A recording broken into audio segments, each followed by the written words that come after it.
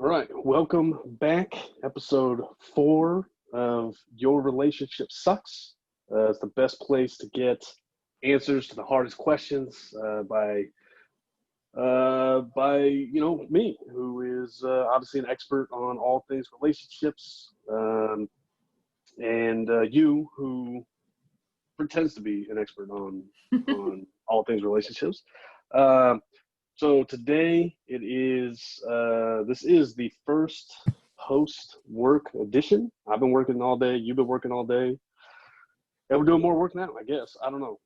But, hopefully somebody sees this and they start sharing it. They start doing something so that, we can just do this full time and I don't have to get up and go to work. I don't know how that works. I don't know who I write a letter to, but whoever that is, let's make that happen because I'm tired of waking up and like doing stuff all day. So Yeah, you don't even need someone to like it. You just need a strong reaction. So love I or don't hate, really just care. as long as Honestly, I don't care. I just want to be able to pay rent and not have to go to work. That's kind of my ideal situation. So all right. So what is on tap for today? What's the question today? What are we dealing with today? so today's a little bit heavier than previous Mm. episodes, but I thought it was a good one to tackle because I do think that the question happens in many different. This is a big recurring theme in relationships. I think my husband may have an alcohol problem, but I'm not sure how to help him. He is a great dad to our young toddlers and a devoted husband to me. But as soon as the kids go to bed, he starts drinking beer. He drinks all night, and I often wake up alone to find him sleeping in the basement on the floor. He is never sick or angry. He doesn't black out. He's not abusive or harmful to me in any way, but this behavior feels unacceptable. He tells me that he is depressed and hates his job, but he feels like it is his duty to take care of us even though I work. I want him to feel like he can leave his job and make changes if he is unhappy, but he seems unwilling to. I have asked him repeatedly to talk to a counselor, but he won't. I'm afraid that my girls will think this behavior is an acceptable coping mechanism as they get older. I am also concerned that it will negatively impact his health if he does not stop. I don't want to leave him, but I'm not sure I can tolerate this much longer. So not a question in there. Oh, that is that's a lot heavier than most topics. I mean, first of all, take what we say with a grain of salt. Obviously, um, I'm not a mental professional or any of those things. So, that's it is what it is. But what I can tell you is, uh, I've known I've known a number of guys who are, well, people just in general who are like this, right? You get into a job, things are going okay. You get married, you have a kid, you have another kid, whatever. Have those things, you have responsibilities, and then you feel stuck, right? You're like, I'm done. This is it. Like I'm terrified of losing my job, right? Like you become. It sucks when you're young to work in a place like that, right? So if you're young, if you're coming out of college, if you're somebody for whoever, I don't know why you'd be watching this, but if you're coming right out of college and you're expecting like I'm going to hit the ground running, and you're not on a couch, you're going to see a ton of these people, and you're not going to understand it. And you're just going to be like, I don't get what's happening. Like you have no drive. You're going to have all these ideas, like these wonderful ideas of, I'm young and I can change the world and I can do all this stuff. And every single person, exactly like this guy, is going to tell you, no, like there's no, we're not changing. Like this is what we do, right? Because I don't want to get fired. I know how to do this. I don't want to get fired. I got kids. I got to put them to college or whatever I have to do. So it's terrifying. I get it. Like I get it as one of those people. It sucks. I'm not married. I don't have children. I hate people like this. It sucks. I get why they exist. And it's part of life. But you know, there's one of two possibilities for this guy, right? Number Yeah. one, he doesn't like his wife. He just doesn't like his wife. They put the kids to bed, and he just starts drinking, and apparently he just doesn't talk to her. Like, I don't really understand that point. It didn't seem to Well, I be don't know a whole lot of the part that I don't communication. understand that on that is he says like she makes it seem like he's great to her too, you know, like he's her threshold for like him being a good partner seems like really low, you know. It's like, oh, he doesn't abuse me or beat me, and he doesn't like get blackout drunk, but he's great, he's just not ever there. You know, is that like what makes this? No, Obviously I it's think like what a she's saying. problem. Well, I think what she's saying is that he's doing. I think she's trying to put forth the idea that like he's not an abusive drunk, right? Because like that's the Yeah, trope a lot, right? Like somebody, you know, he's drinking, he's beating his wife, he's doing that stuff. You know, she's saying like, look, there's these things. That's why she says she doesn't know if it's a problem, right? Like she has no idea if it's a problem. But you know, she's there. She's like, I don't know, you know, what am I supposed to do? Because this isn't how I would deal with these problems, you know, whatever. Look, this guy hates his life. And I'm not saying he hates his wife. I'm not saying like, again, that's a possibility. Like anybody who listens to this or whatever, reads that question or whatever, this confession, I guess, I don't know, it's not a question, but like whatever she put forth, like anybody who reads that and doesn't think it's a possibility that this guy hates his wife, is a moron. Like you don't have your eyes open, right? But let's assume that's not true. Let's assume that he doesn't hate his wife or whatever, and he's just trying to provide for his family. Yeah, the dude's depressed. Like the dude hates his life, and this is what yeah, happens. Again, you get stuck in a job, you have responsibilities, you don't like what you do, but you can't give up the money. Okay, it's a trap. It's whatever you want to call it, middle class lifestyle trap. Like it doesn't matter what you call it. It happens to people all the time. They exist. They will always exist. This is a problem you can't get rid of. It sucks when you're young. Um, it sucks when you're old. But it really sucks for this dude because you just get depressed. You're just like, I hate this. I don't want to talk about it. Like I don't want to do anything. Right. He was saying that, you know, that he's being a great dad and he's doing all these things. Like, you know, I mean, it depends on how you want to define alcoholism, right? Like he's an alcoholic, but he's a functional alcoholic or whatever. I mean, that's what it seems like, right? Like it he's seems an like I mean, I he's doing think his by thing. definition, he's an alcoholic. People Well, right, but like I to don't. say functional I don't give alcoholic a to shit. I soften the mean, blow. yeah, I mean, whatever. Like, I don't. I mean, I don't care about the definition. Like, again, I don't care how you classify him. Like, it doesn't matter. This is a dude who continues to get his responsibilities done, right? So now, what it comes down to is not whether or not he's an alcoholic, whether or not he needs to go into a program, whether or not he needs to do any of those things. This obviously works for him, right? Could it be a problem down the road? Possibly. I don't know. But until it actually becomes a problem, until he starts missing his responsibilities, until he starts, you know, being negative towards his wife, being negative towards his children, having a negative influence in their life, until any of that happens, he's never going to see it as a problem, right? He's going to say, this is the way I cope with things. Like this helps me. This is beneficial for me. And then when you say, well, yeah, but it's hurting him, he's going to say, have I ever missed a responsibility? Have I ever done something that I shouldn't have done? It sounds like the answer is no. I don't know what to tell you. Like that's a bulletproof. That's just a bulletproof argument. So like you can't go into a conversation with this guy and just be like, well, I don't like your drinking, and it's causing a problem for you, because he's going to go, it's not causing a problem for me. It's just not. It just isn't. Like Yeah, I'm it's so causing a you problem can't for go his in. wife. Right.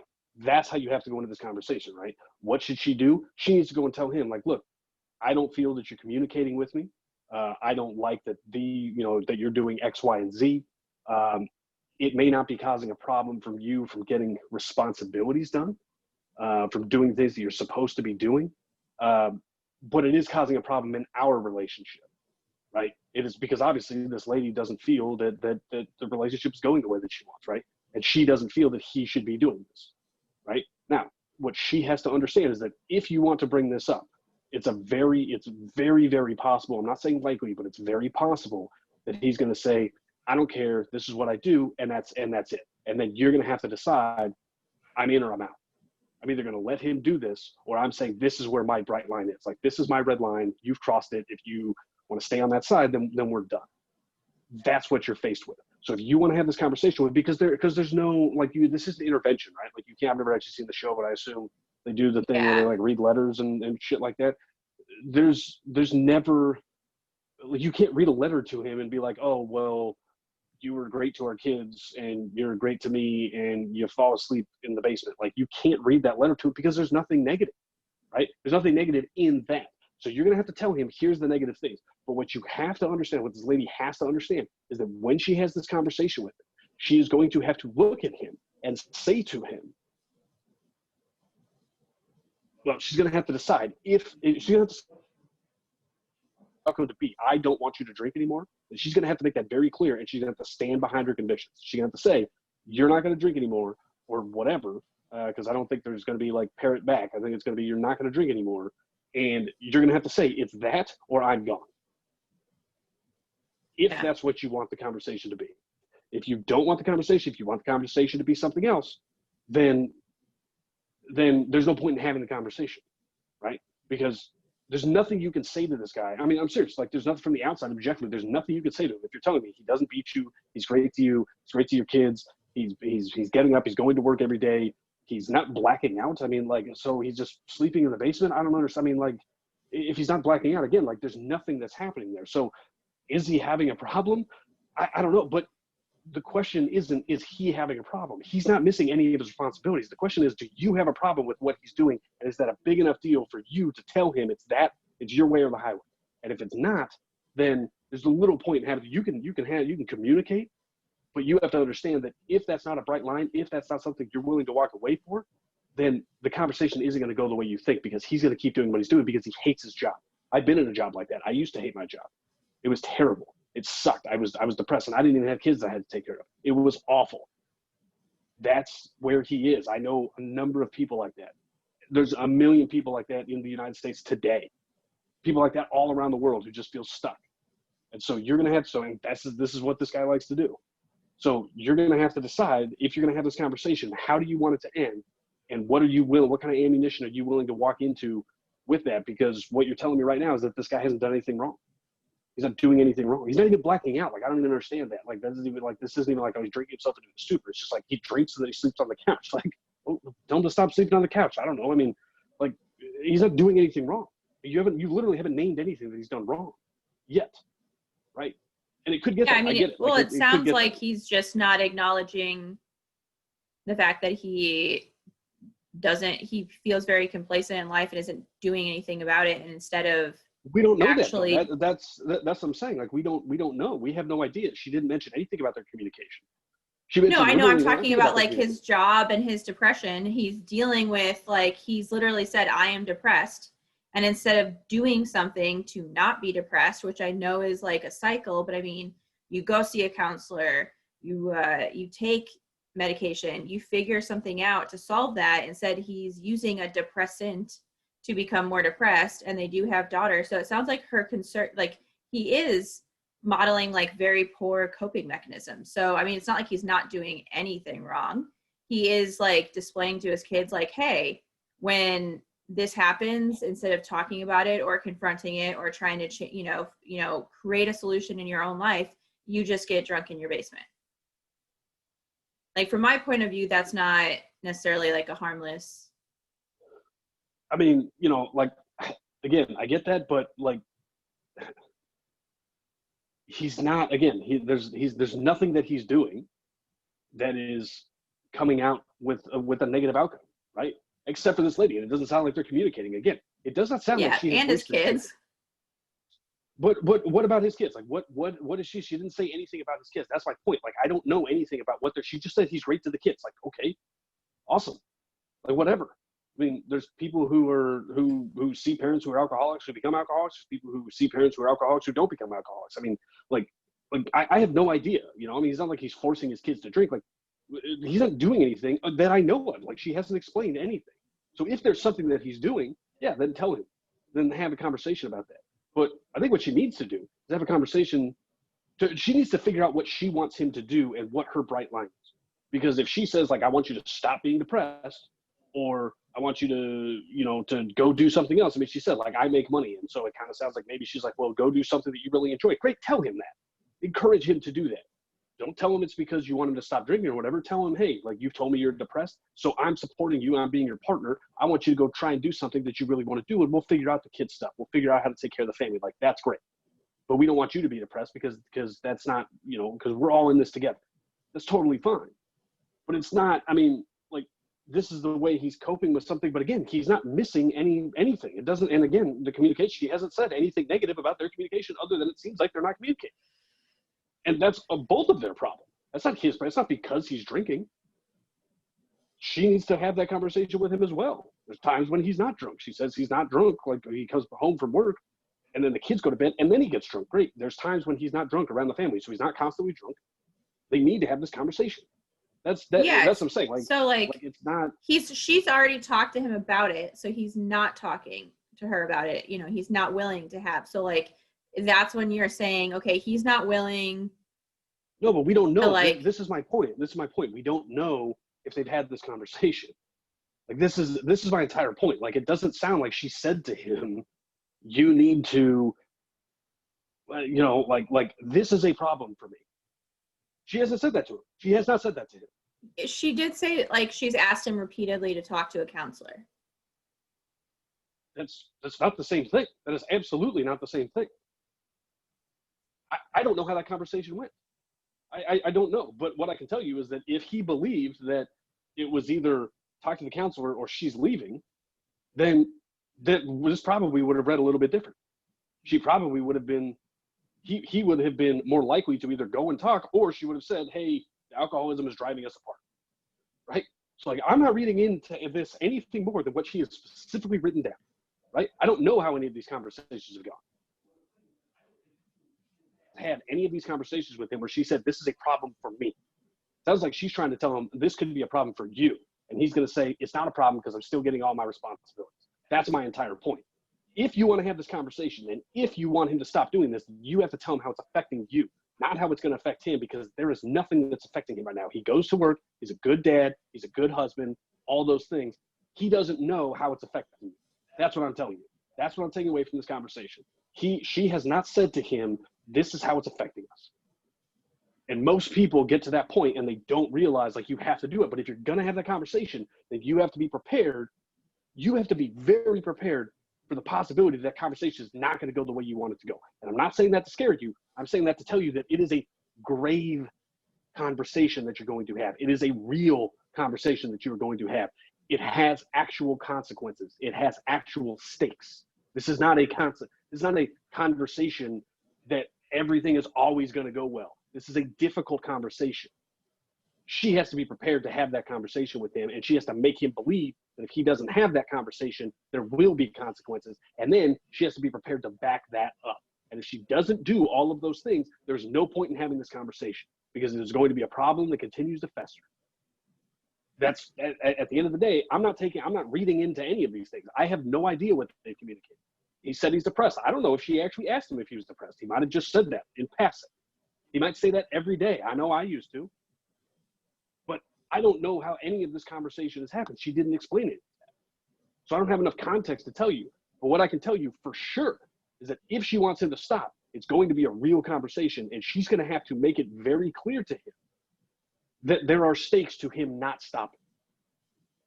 And then she has to be prepared for him to decide whether or not he's okay with that. And that's where it gets hairy, and that's where people don't think, because they think, well, I'll just tell him, and of course he'll follow me. Guess what? He might not. I'm not saying he won't, but there's a possibility that he might not choose what you want him to choose, and you have to be prepared, and you have to be willing to follow through on your threat. It sounds like, too, if she decides not to have that conversation, then she's saying then she needs to accept the fact that she does find this acceptable behavior. Yeah, she already is. She's already. Yeah, I mean, at this point, if this is like this much of a problem for her personally, and it sounds like maybe he's not fulfilling his like obligations as a husband right now, but she's not letting him know that. So in his mind, this isn't affecting him, but the reality is that she doesn't view him as a partner. Right. That's my entire point. Like, I know that's he's not communicating. She's not communicating. This is my point. Like, people write in, they're like, this guy's an alcoholic. He doesn't see. This isn't rocket science. Relationships aren't rocket science. If something's bothering you, you got to say something.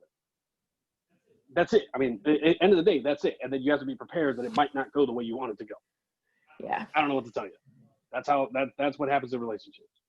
And so she's got to be prepared for that. And if she's not prepared for that, don't have the conversation. Do not have the conversation. If you're not willing to do it, don't have the conversation.